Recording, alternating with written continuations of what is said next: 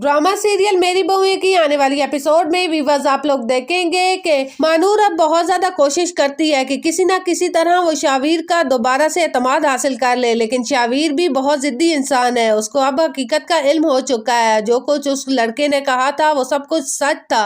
शुक्र है इसने देख लिया था, वरना ये सब कुछ अपने साथ ले जाती और इसे बर्बाद कर देती हमेशा के लिए। शावीर कहता है कि मानूर अब तुम्हारी सजा है, ना तुम यहाँ से बाहर जा सकोगी दोनों और ना ही तुम लोगों से हमारा कोई ताल्लुक है। जिस पर उसकी माँ कहती है कि शावीर हमें बाहर निकालो वरना मैं पुलिस को बुला लूंगी।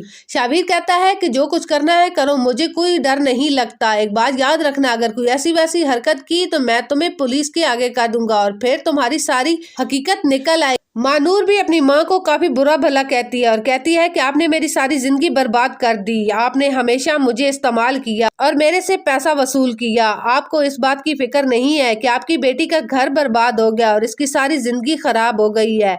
बस आपको तो फिक्र है तो अपने पैसों की। अब पैसे तो आपने बहुत सारे इकट्ठे किए थे, लेकिन देखा कैसे हाथ से निकल गया सब कुछ।